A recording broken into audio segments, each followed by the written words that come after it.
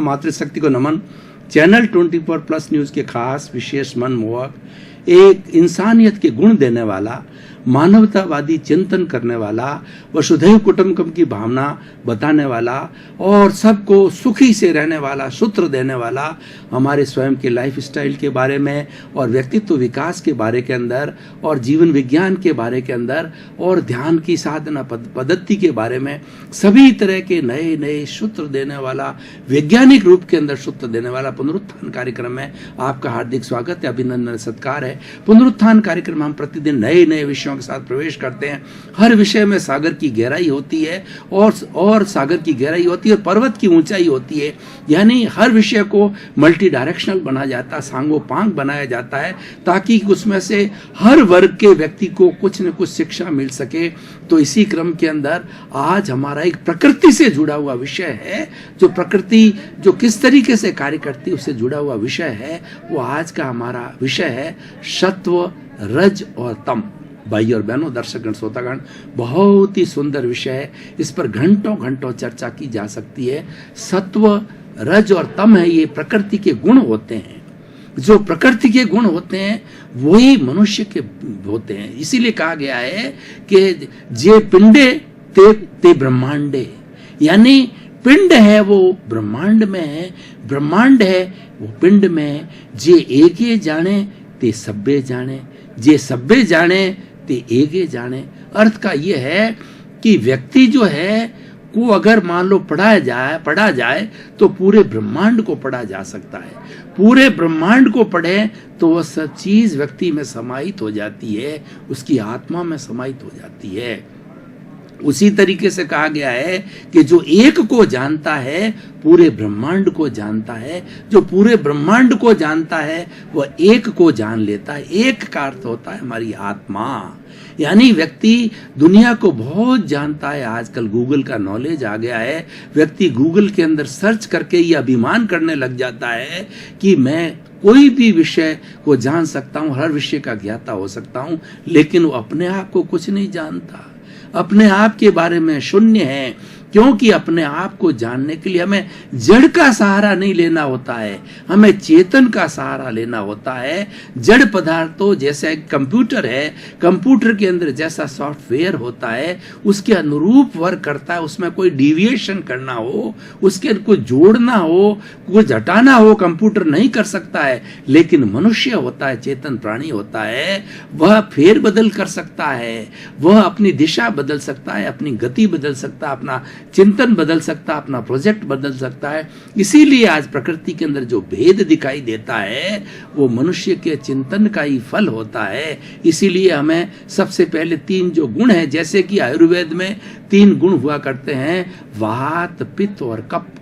जब वात बढ़ता है तो व्यक्ति के अंदर जो है वो क्रोध वगैरह भावना पैदा होती है।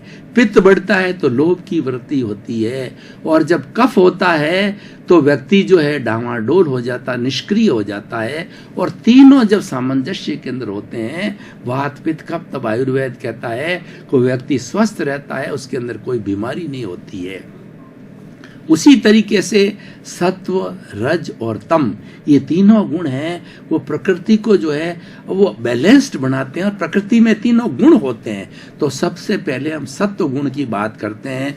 चाहे प्रकृति का सत्व गुण होता है, व्यक्ति का भी सत्व गुण होता है, हर प्राणी का सत्व गुण हो सकता है। प्राणी के अंदर सत्व गुण होता है, प्रकृति में सत्व गुण होता है। प्राणी में मनुष्य भी एक प्राणी आ गया। सत्व गुण जिसमें होता है वह व्यक्ति धार्मिक क्रिया करता है, वह व्यक्ति किसी को कष्ट नहीं देता है, वह व्यक्ति एक ईश्वर का रूप होता है, वह व्यक्ति परोपकारी होता है, उस व्यक्ति का चिंतन विधायक होता है, उसके अंदर नेगेटिव भाव नहीं आते हैं और हर वक्त चिंतन करता है कि मेरे मन वचन काया से मैं किसी का भला करता रहूं। उसका चिंतन रहता है कि प्राप्त मन वचन काया से 84 लाख जीवायोनि से जो जगत बना है, जगत के किसी प्राणी को किंचित मात्र भी दुख न हो, दुख न हो, दुख न हो, ऐसा सत्व प्रकृति वाला करता है। जितने भी हमारे ये जो सन्यासी लोग होते हैं वो सत्व प्रकृति के होते हैं, वो भले इंसान होते हैं, वो सज्जन लोग होते हैं, किसी को अच्छा परामर्श देते हैं, अच्छी शिक्षा देते हैं, सत्संग कराते हैं, ईश्वर के बारे में बताते हैं, आत्मा के बारे में बताते हैं, अच्छा इंसान बनने की प्रेरणा देते हैं, भातृत्व पैदा करते हैं और एक पूरे विश्व के अंदर वसुधैव कुटुंबकम की भावना का संचारण करते हैं कि हम जितने भी 7 अरब की जनसंख्या है, वो जनसंख्या जो है वह एक पुत्र की संतान है, ईश्वर की संतान है और हमको भाईचारे के साथ में रहना चाहिए। हम सब वसुधा के कुटुंब है इस पृथ्वी के अंदर, जिसमें जिस तरीके से एक संयुक्त परिवार होता है, तो ये हमारा 7 अरब की जनसंख्या का संयुक्त परिवार जो है वो वसुधा का कुटुंब है, वो वसुदेव का कुटुंब है, वो पृथ्वी का कुटुंब है। जब ऐसा चिंतन करने लग जाता है व्यक्ति, तब सत्व प्रकृति का चिंतन करता है कि ये सारी जो सृष्टि बनी है, जो नेचर माँ है, जिसमें पेड़ है, पौधे हैं, नदी है, नाले हैं, पृथ्वी है, जल है, अग्नि है, वायु और आकाश, पंचभूत हैं, ये सारे हमारे सहयोगी हैं। और वास्तव में कहा जाए तो हर प्राणी का जो शरीर होता है, इन पंचभूतों से वह शरीर बनता है, जन्म लेता है। माँ के पेट के अंदर बच्चा जब आता है, सबसे पहले भ्रूण बनता है, तो क्या होता है कि पिता का शुक्र होता है और माता का रज होता है। ये दोनों अलग अलग प्राणी होते हैं, दोनों अलग अलग आत्मा होते हैं। जब ये आत्मा मिलन करते हैं संभोग के समय के अंदर, तो उस रज के, उसके अंडज के अंदर जो है शुक्र चला जाता है। एक समय के अंदर 9 लाख शुक्र जो है अंडज के ऊपर, माँ के अंडज पर हमला करते हैं, लेकिन हमला करने पर जो सशक्त होता है, 1 या 2 भीतर जाते हैं, उसमें से एक ही जिंदा रहता है, वो शुक्र, और उसके अंडज के साथ में रज के साथ मिलकर के नई आत्मा पैदा होती है, एक नए शिशु का जन्म देता है, वो भ्रूण बनता है।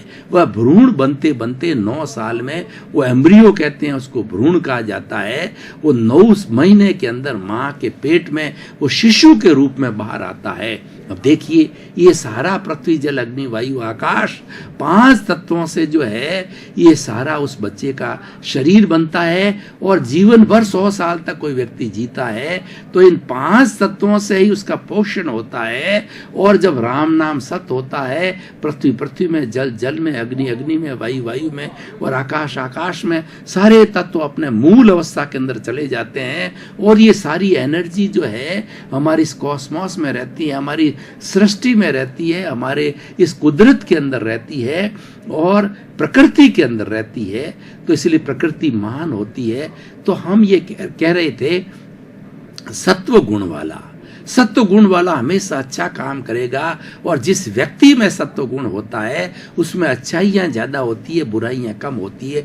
उसी तरीके से हमारी पृथ्वी, जैसे कि जो है वो कहा जाता है कि जब सतयुग होता है, ये सतयुग है, ये सत्व तत्व से बना होता है। सतयुग के अंदर पृथ्वी का जो है खूब उपजाऊ होती है, पृथ्वी खूब फल फूल देती है, पृथ्वी का पानी जो है अमृत की तरह होता है, जल धारा का पानी होता है, वायु बहुत साफ सुथरी होती है, अनपॉल्यूटेड होता है। और सतयुग के अंदर कोई तरह का, इन 5 तत्वों के अंदर कोई पोल्यूशन नहीं होता है, इसीलिए उसको सतयुग कहा जाता है। सतयुग है, सत्व तत्व से बना होता है। तो कुल मिला के सत्व तत्व हाईएस्ट प्योरिटी का होता है। इसीलिए भाई और बहनों, दर्शक श्रोतागण, ये तीनों तत्वों के बारे में क्यों बताया जाता है कि आप प्रयास कीजिए और अपने जीवन के अंदर सत्व तत्व को प्राप्त कीजिए। सत्व तत्व कैसे प्राप्त किया जाता है?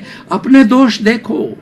जो व्यक्ति अपने भीतर जाकर के अपने दोष देखता, कबीरदास जी ने क्या कहा, बुरा जो देखन में चला, बुरा न मिलिया कोई, जो दिल खोजा अपना, मुझसे बुरा न कोई। व्यक्ति जब अपने बुरों को, अपने बुराइयों को और अपने अवगुणों को खोजने लग जाता है, तो दूसरे के अंदर गुण देखता है। इसलिए कहा गया है कि अपने अवगुण देखो और दूसरे के गुण देखो। ये एक अंगुली ये बताती है कि दूसरे के आप गुण देखो, और ये 4 अंगुलियां हमारी तरफ होती है, ये बताती है कि तुम 4 गुणा अपने अवगुण देखो, और जब अवगुण अपने देखने लगोगे तो आपको हर प्राणी में, हर जीव 84 लाख जीव योनि के हर प्राणी के अंदर गुण जो दिखाई देगा। मैं आपको उदाहरण देके बताना चाहता हूँ। गीता के अंदर भगवान कृष्ण के समय के जो 18 दिन युद्ध चला, उस युद्ध के अंदर क्या हुआ कि ये शिक्षाप्रद बात है। एक कुत्ता जो है वो मर गया था, और कुत्ता की जो देह है वो कई दिनों से सड़ रही थी, गंध मार रही थी। तो पास में से भीष्म पितामह निकले, फिर उसके बाद में द्रोणाचार्य निकले जब युद्ध चल रहा था, और बड़े बड़े योद्धा निकले, कर्ण निकले, हर एक ने अपनी अपनी प्रतिक्रिया की। और लेकिन भगवान कृष्ण जो है वो विराट स्वरूप वाले थे।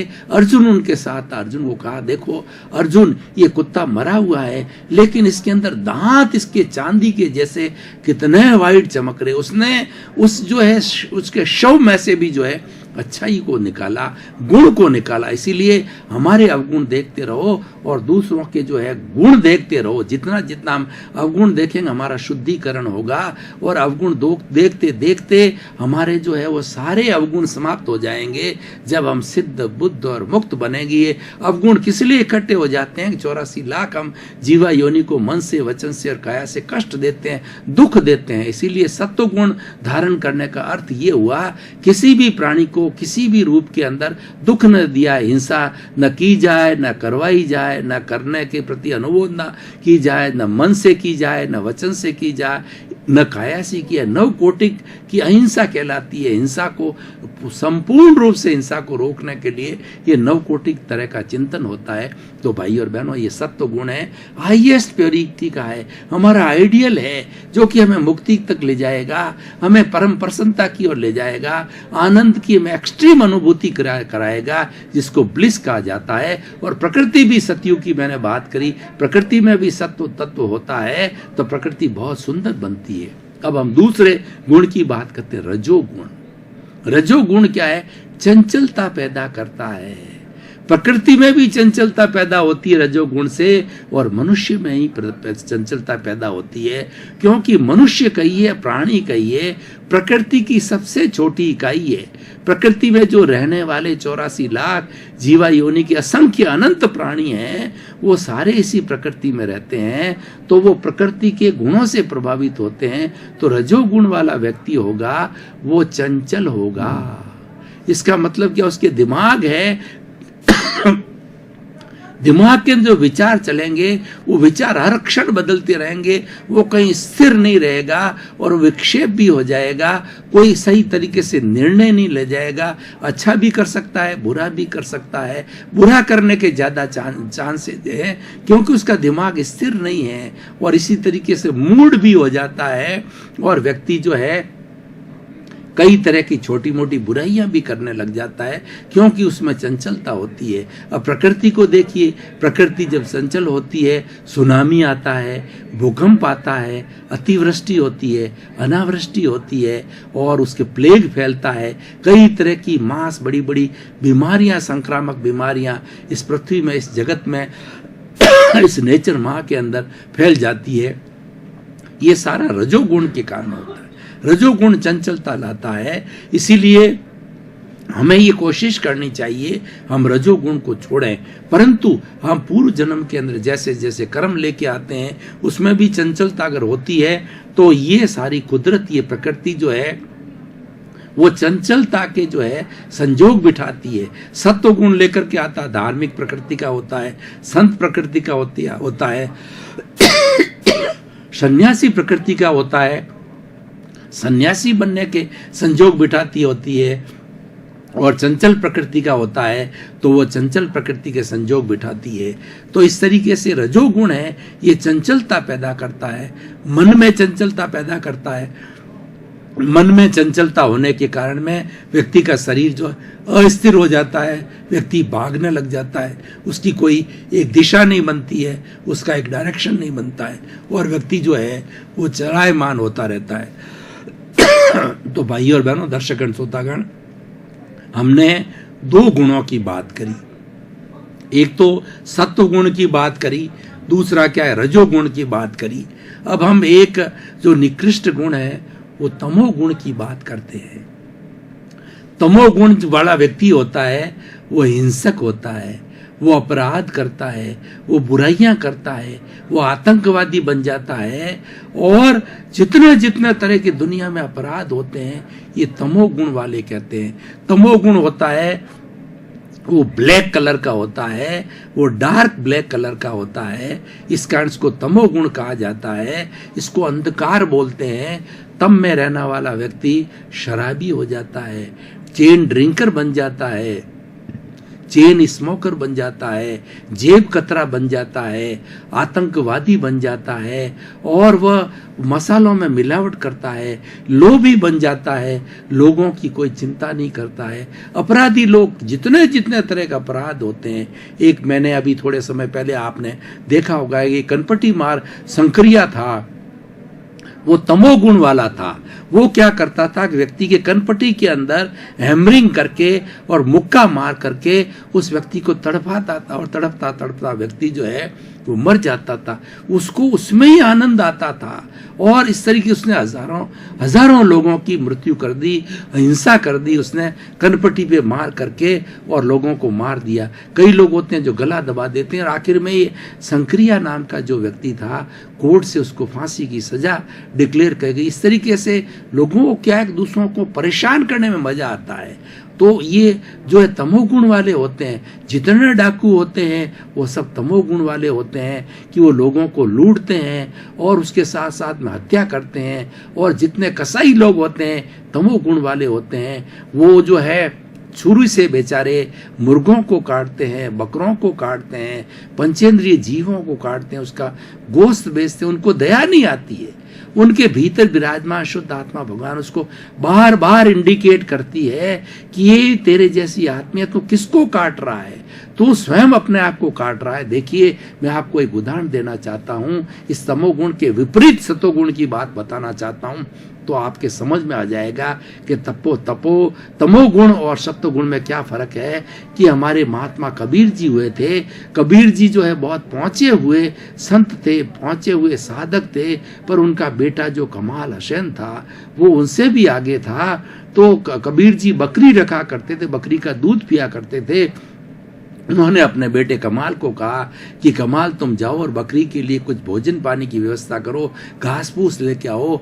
तो अपने हाथ के अंदर जो कैंची लेकर के कमाल गया और वो जाकर के जंगल के अंदर जहाँ धूप खड़ी थी, बड़े बड़े वृक्ष खड़े थे, तो उन वृक्षों को काटने के लिए जो ही कैंची बढ़ाई तो उन्होंने देखा कि इन जो है पौधों के अंदर, इस धूप के अंदर जो कि बकरी के लिए चाहिए, उसके अंदर एक जो है वो बहुत बड़ी जो है करंट टाइप, जो बिजली टाइप उसको दिखाई दी। उसको महसूस हुआ कि जो मैं हूं वह यही है, जो मेरे में आत्मा है वो इसमें ही है। इसको काटना यानी मेरे को काटना। वो देखता रह गया, दिन भर खड़ा रह गया, लेकिन उस पौधों को, उस धूप को नहीं काट सका, क्योंकि वो चिंतन करता रहा, उसको काटूं या मेरे को काटूं, क्या मैं मेरे पर कैंची चला दूं। तो आखिर में वो धूप नहीं ला सका। और जब शाम को घर आया तो कबीरदास जी ने उसको कहा कि बेटे कमाल, कुछ बकरी जो भूखी हो रही है कुछ लेके आया क्या। तो कमाल ने अपनी सारी स्थिति बताई, मैं किसको काटूं, जिसको काटने के लिए मैंने प्रयास किया वो तो स्वयं मैं ही हूं। जो मेरे में है आत्मतुलावत, कि जो मेरे में है वही उसमें है, मैं किसको काटूं। तो कबीरदास जी ने कहा कि तुम मेरे से बहुत बढ़कर के बड़े संत हो, बहुत बढ़कर के ज्ञानी हो, बहुत बड़े अनुभवी व्यक्ति हो। तो भाई और बहनों, दर्शकगण, श्रोतागण, ये है हम तमोगुण की बात करें। तमो वाले को कोई दया नहीं आती है, कोई हया होती, इनको दया होती है। वो किसी व्यक्ति की मृत्यु करना वो मच्छर मारने के समान समझता है। ये फिरौती करते हैं तो किस तरीके के अपराध करते हैं। पैसे के लिए वो व्यक्ति का कुछ भी कर सकते हैं, और वो कई लोग मर्डर कर देते हैं पैसे के लिए, जो है कई लोगों का मर्डर कर दिया जाता है। इस प्रकार अनेक जितनी भी अपराध की घटना है, जितनी भी डिसऑनेस्टी की घटना है, जितनी लोभ की घटना है, जितना हिंसक वृत्ति की घटना है, सारी वो तमोगुण के कारण होती है। और तमोगुण वाले होते हैं, डाकू होते हैं, कसाई होते हैं, डरावने होते हैं। और जिस जगह पर वो बैठते हैं वहां के उनके चिंतन से परमाणु इतना अशुद्ध हो जाता है कि उस जगह जाने पर डर महसूस होता है। कैसे, मैं आपको एक उदाहरण देकर के बताना चाहता हूं। एक माँ के दो तोते थे, एक ही माँ के जुड़वा तोते थे, लेकिन तोते बड़े होकर के उड़ गए। तो एक तोता एक सन्यासी के पास में चला गया और दूसरा जुड़वा भाई बच्चा जो डाकू के पास चला गया। तो सन्यासी के पास, सन्यासी भगवान का भजन करता था, तो वो तोता भी वो रटन उसको तोते को सिखाया गया, वो तोता सीख गया राम राम, आइए आइए, स्वागतम स्वागतम स्वागतम, अच्छी भाषा बोलने लग गया। और दूसरा जो तोता था, जब को उसके पास आता तो बोलता था मारो, काटो, लूट लो और हिंसा कर दो, ऐसे ऐसे नकारात्मक भाव से वो करने लग गया। अब देखिए ये संगत का असर है, सतोगुण और तमोगुण का असर है। और किसी आप जो है वो चोर की गुफा के अंदर चले जाइए, चोर के स्थान में चले जाइए, चोर ना हो तो भी आपको डर लगेगा कि मैं कैसे डरावनी जगह पर आ गया। और जहाँ पर संत विराजते हैं वहाँ जाइए तो आपको आनंद की अनुभूति होगी, आपके जो आभा मंडल शुद्ध होने लगेगा, आपको शांति महसूस होगी, आपको सुकून महसूस होगा। तो सत्व गुण है वो सुकून देता है, और तमोगुण जो होता है वो व्यक्ति में बुराई लाता है, अपराध लाता है। और जो बीच वाला जो रजोगुण है वो चंचलता पैदा करता है, स्थिर नहीं होना देता है, इधर जाऊं या उधर जाऊं। जो व्यक्ति जैसा उसको डिगाता है वैसा डिग जाता है, अच्छे के साथ अच्छे के साथ चला जाता है, बुरे के बाद उसका खुद का कोई चिंतन नहीं होता है, जैसी हवा बहती उसके अनुरूप चला जाता है। तो वो गंगा गए तो गंगा राम, और जमुना गए तो जमुना राम, वो भरतपुरी लोटे हो जाते हैं, खुद का कोई चिंतन होता है, क्योंकि वो चंचल होते हैं, चलायमान होते हैं। वैसे ही वो प्रकृति और वैसे ही वो जो कर्म करके आते हैं उसके अनुरूप ही जो है ये हमारी कुदरत है, कुदरत का कानून है, उसका काम है, उसकी ड्यूटी है कि उसके अनुरूप ही संयोग जुटाती है। सत्व वाले को प्योर संयोग जुटाती है, रजोगुण वाले वो चंचलता के जो है संयोग जुटाती है, तमोगुण वाले के हिंसा के करवाती, क्योंकि प्रकृति का काम है, वो तो निष्काम कर्म करती है, उसका काम संयोग जुटाना। वो तो अगले अगले जैसे जैसे अपने कर्म होते हैं वो उदय में आते हैं, उसके अनुरूप ही संयोग जुटाए जाते हैं। तो भाई और बहनों, दर्शकगण, श्रोतागण, जैसा कि हमारी पुनरुत्थान कार्यक्रम की परंपरा है कि हम हर जो एपिसोड को कसौटी पर कसते हैं कि क्या इस एपिसोड में रिलीवेंस है, क्या इसकी सोशल यूटिलिटी है, और ये इसके अंदर क्या कोई पोटेंशियलिटी है, क्या कोई मादा है कि वो व्यक्ति को दे सकता है, विश्व को दे सकता है, समाज को दे सकता है। तो भाई और बहनों, दर्शकगण, श्रोतागण, मैं कहना चाहूँगा कि जीवन के अंदर रजोगुण, सतोगुण और तमोगुण तीनों को खूब अच्छी तरह से समझना चाहिए। वो हमारी भारतीय संस्कृति में 3 शब्द आते हैं कि गे, हे और उपादेय। गे का मतलब होता है सृष्टि के अंदर अच्छाई बुराई हरि को जानो। हम नहीं जानेंगे तो कैसे डिस्टिंक्शन करेंगे कि अच्छी है या बुरी है। तो जानने को गे कहा जाता है। जानने के बाद के अपनी बुद्धि का काम लो, अपनी प्रज्ञा को काम लो। हे कौन सा है? तमोगुण हे है, और रजोगुण हे है। उपादेय क्या है? उपादेय सत्व गुण है। व्यक्ति अगर रजोगुण वाला है, तमोगुण वाला है, वो भी अच्छा प्रयास करे, क्योंकि practice makes a man perfect. पुरुषार्थ से सब कुछ हो सकता है। संगत से man is known by the company he keeps. अच्छी संगत में बैठ करके अच्छे गुणों को लिया जा सकता है। तो इसीलिए कहता है करत करत अभ्यास के जड़मती होत सुजान, और रसरी आवत जान के सल पर पड़त निशान। यानी व्यक्ति धीरे, एक जो रस्सी होती है बार बार बार बार पत्थर पर चलती है, उसमें भी निशान कर देती है, उसके अंदर भी गड्ढा कर देती है। ये क्योंकि ये बार बार प्रयत्न होता है, इसको पुरुषार्थ कहता है। तो ये एपिसोड हमें क्या बताता है कि हम पुरुषार्थ करें कि हमारा तमोगुण को तो बिल्कुल समाप्त करें। तमोगुण वाला है उसको अच्छी जो है सोसाइटी में जाकर के, अच्छे लोगों के साथ जाकर के, अच्छा साहित्य पढ़ करके, अच्छी पिक्चर देख करके, अच्छे जो है वो सत्संग करके जो है वो धीरे धीरे हमें, वो एकदम से उस सत्व प्रकृति में नहीं आएगा, पहले रजो प्रकृति में आएगा। और रजो प्रकृति वाला प्रयास करे कि मुझे सत्व प्रकृति में जाना, क्योंकि वो ढुलमुल नीति वाला होता है, वो स्थायी नहीं होता है। तो प्रयास करता है तो सत्व की तरफ भी जा सकता है, और अगर प्रयास ना करे वो तमोगुण को भी प्राप्त कर सकते। तो भाई और बहनों, दर्शकगण, श्रोतागण, बहुत ही सुंदर विषय है। ये सारा प्रकृति के अंदर जुड़ा हुआ है। प्रकृति भी तीनों गुणों वाली, मनुष्य भी 3 गुण वाला है, लेकिन कौन से गुण की हमें बहुतायत करनी, हमें कैसा करना है, ये हमारा उपादेय होता है, ये हमारा पुरुषार्थ होता है, हमें जागृति होती है। हमारी जागृति हमेशा बढ़नी चाहिए, सत्व तत्व की तरफ जाना चाहिए। सत्व तत्व क्या है कि किसी को भी आप जो है वो दुख मत दो। 84 लाख जीवा योनि के प्राणियों को मन से, वचन से, काया से किसी को भी किंचित मात्र भी दुख न दो। ये सबसे बड़ा सत्व गुण प्राप्त करने का जो है सबसे बड़ा एक टिप है, सबसे बड़ा जो एक सूत्र है वो किया जाना चाहिए। और दूसरा उसके अतिरिक्त जो है हमारा अध्यात्म विज्ञान क्या कहता है, हर वक्त चिंतन करो कि मैं तो शुद्ध आत्मा भगवान हूँ, और शुद्ध आत्मा 84 लाख जीवानियों की एक सी है। कुत्ता हो, गाय हो, भैंस हो, बैल हो, राम हो, कृष्ण हो, सीता हो, सब की एक जैसी, उसमें कोई भेद नहीं है। वो अनंत ज्ञान वाला है, अनंत दर्शन वाला है, अनंत चेतना वाला, अनंत सुख का भंडार है। ऐसा चिंतन करो। और जो मुझे ये जो शरीर मिला है ये भुगतान करने के लिए मिला है। प्रकृति ये कुदरत का कानून ये है कि जो कुछ मैं करके आया हूँ उसका ये भुगतान मुझे इस शरीर के माध्यम से करना पड़ेगा। उसमें मेरी कोई स्वतंत्रता नहीं है, पूर्ण रूप से स्वतंत्र हूँ। और मेरी स्वतंत्रता ये है कि मुझे सत्व गुण प्राप्त करना है। दर्शकगण, श्रोतागण, भाई और बहनों, आपको बहुत ही सुंदर सुंदर बातें प्रकृति से लगा करके, मनुष्य लेकर करके आपको पूरे सृष्टि के अंदर क्या हो रहा है, क्या कुदरत का कानून है और क्या सनातन सत्य है, सारी बातें पुनरुत्थान कार्यक्रम से बताई जाती है। आप हमारे से जुड़े रहिए, हमको भी प्रोत्साहन मिलेगा, और ताकि कि हम और भी एपिसोड को अच्छे अच्छे तरीके से आपको बताते रहें। और हमें बड़ी खुशी है कि आप बराबर पुनरुत्थान कार्यक्रम को देख रहे हो। हमारे पास में चैनल 24 के माध्यम से जो फीडबैक आ रहा है कि ये कार्यक्रम अच्छा चल रहा है, लोगों में परिवर्तन ला रहा है, क्योंकि हमारा लक्ष्य है सर्वे भवन्तु सुखिनः सर्वे भवन्तु निरामया। इसी क्रम में आपका जीवन आनंदमय हो, मंगलमय हो, आप शतायु होकर के अपने परिवार के साथ में पूरे सोसाइटी का परोपकार करें और खूब लोगों का उपकार करें। आपके प्रति मंगल।